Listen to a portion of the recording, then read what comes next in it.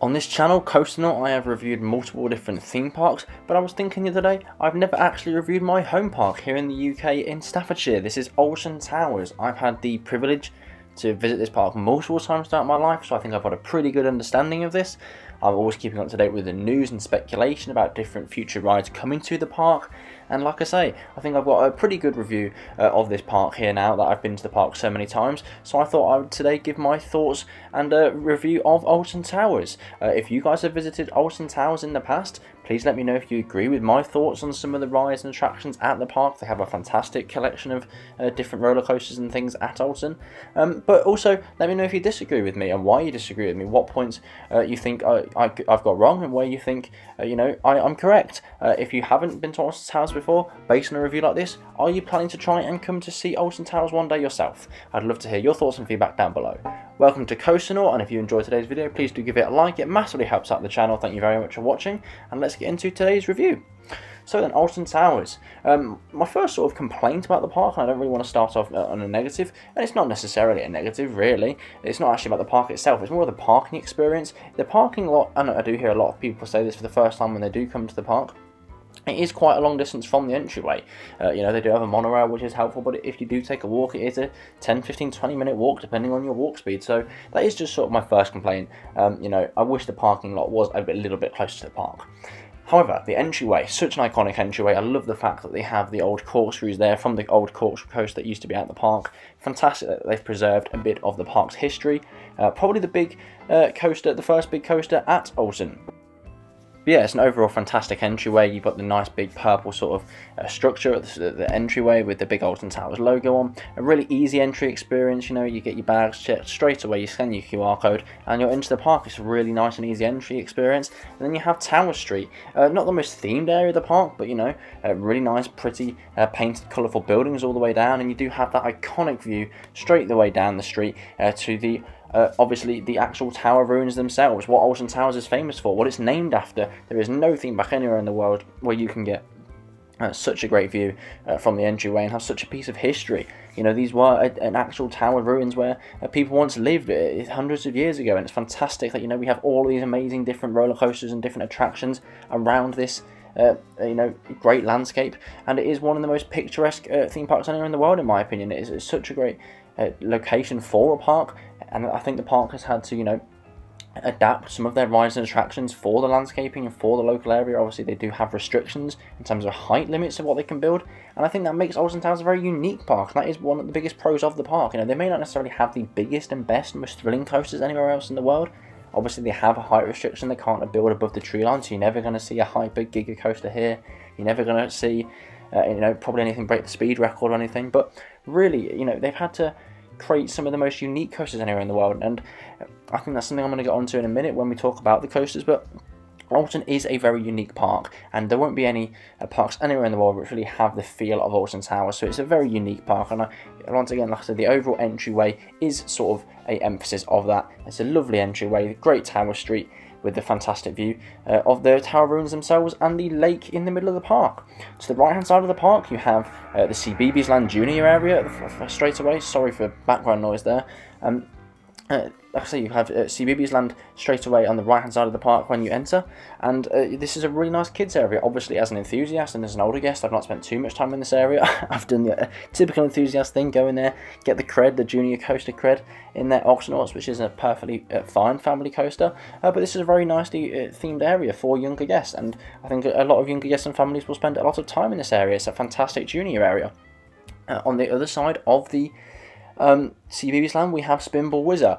This is a fine family coaster. It doesn't have great throughput. Obviously, it being a Mara spinner, it doesn't have the best capacity. However, perfectly fine family coaster. I think it probably will be removed in the next few years, if I'm honest, for an expansion of CBeebies Land. But I'm perfectly okay with that. Make CBeebies Land a bigger area.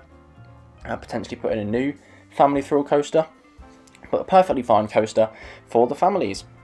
Continuing on this right hand side of the park, one of the most famous and best themed areas of the park, we have X Sector. This has two fantastic coasters in there with Oblivion and the Smiler. Oblivion, the first ever dive coaster, something you'll notice throughout this review with Alton Towers. It loves its world's first, and it's such an iconic coaster, Oblivion. You know, that first drop into the tunnel may not be the longest dive coaster anywhere in the world, but that first drop really is unmatched on any dive coaster in my opinion. Fantastic first drop into that tunnel, really is great. And the Smiler, it holds the record for the most inversions on any roller coaster in the world, 14 inversions. It's a bit rough in parts, don't get me wrong, but this really is a fantastic infinity coaster. A really, really great coaster, a truly elite coaster, and one of the best coasters in the park in my opinion. Obviously some great theming in this area, the X Sector area. The Smiler has a really sort of dark theme, and Oblivion as well, some of those iconic videos that play throughout the station. And one thing I sort of want to go on briefly here is the overall audio packages around all of the rides and the different themed areas in the park. Audio is fantastic here. Alton is a very immersive park. You do feel like you're in a different world whenever you're in Alton, be it in the Forbidden Valley or be it in the Dark Forest or X Sector. You feel immersed into those areas with the different stories that are told throughout the areas and through the rides. It really is a fantastic park. Staying on this side of the park, let's move to the back of the park. You have Hex, a fantastic dark ride that focuses on some of the local tales of the area. Really great ride. We're going to have a World of David Walliams back there as well, another good junior area. And again, this is maybe one of the weaker areas in terms of attractions at the park. 13 for me isn't a great family coaster, but it is perfectly fine. And Rita, it's a perfectly fine launch coaster, but in my opinion could be improved in the future. So for me, the Dark Forest and that sort of back area of the park, obviously you have the dungeons back there as well, and the upcharge attraction, which isn't too great or popular. That's the sort of area of the park that I'd be looking to improve in the future. And you know, we're obviously getting Project Horizon in 2025, which is building an indoor coaster. That's sort of ticking off another missing coaster as part of Alton's lineup. They don't currently have an indoor coaster, so that's going to make it an even more complete park when we get Project Horizon in 2025, and hopefully it will have some fantastic theming that Alton has become known for these days.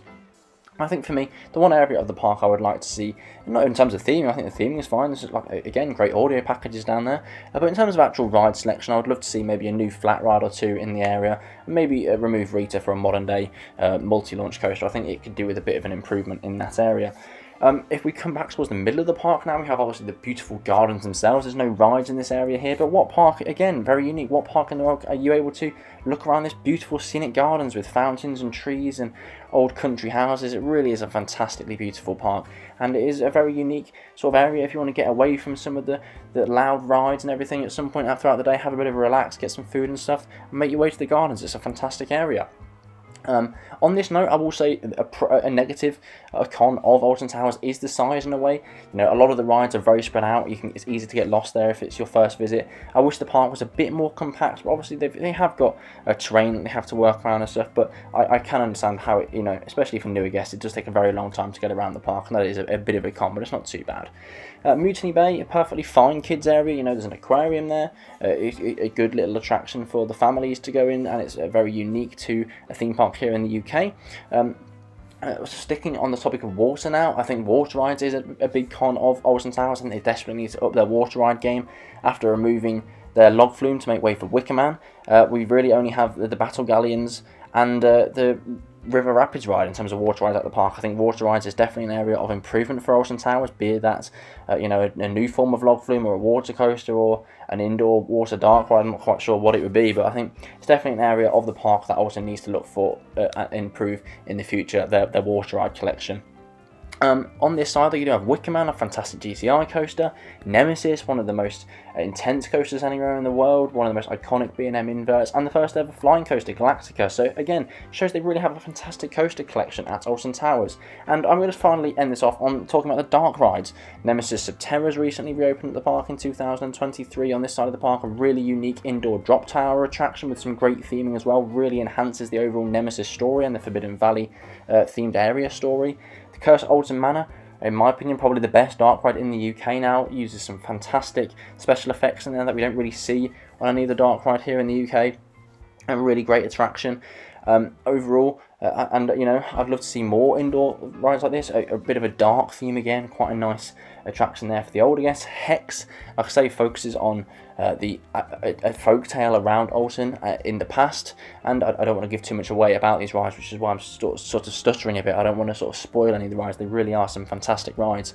But for me, like I say, Coaster Collection is truly phenomenal. Really unique coasters, really immersive theming in terms of audio and overall themed packages of the whole park. One of the most beautiful parks anywhere in the world. I think food could be improved. It's quite expensive at the park nowadays, since the new food manufacturer has taken place of the park. But you know, merchandise is really good at Alton Towers because they have some great rides to work with, and because of that, they've been able to build some great merchandise of that ride. So for me, the only two areas of the park which really do need improving is sort of the food and events side of the park. I think the events aren't fantastic. I think that sort of the overall catering and food sort of side of the park as well could do with an improvement. And the water rides. Water rides could do with an improvement. There isn't really many at the park now, and the ones that are there. And oh, sorry, the big one I forgot about. Flat rides I need to cover quickly. Flat rides, there really isn't any flat rides at the park now. You know, we've had the removal of Ripsaw in the past few years, Enterprise, and there really isn't many flat rides at the park. Obviously, the Retro Squad flat rides I'm not going to go into today because we've talked about them enough within the UK theme park community. But, you know, these rides really do need to go. They just ruin the immersion, the fantastic immersion that are built up in these different themed areas by having funfair rides in these areas. I know they were brought in for capacity reasons, but get them out now. You know, they are ruining the overall immersion of the areas. And in my opinion, they just do need to go at this point. So that is my overall review of Alton Towers. I think it's a truly fantastic park. Some great coasters, some great dark rides, but in my opinion, just, you know, slowly build up the water ride and flat ride collection. Blend it all in with a fantastic theming that we see throughout the park, and this really is one of the world's most elite and unique parks, in my opinion. But what do you think of Alton Towers if you've been to the park before? Do you agree with me or do you not? I'd love to hear your thoughts and feedback on my review down below. Once again, guys, thank you very much for watching Coasternaut. Please do give the video a like if you enjoyed. It massively helps out the channel. Subscribe for more, and I'll see you in the next one. Thank you very much for watching.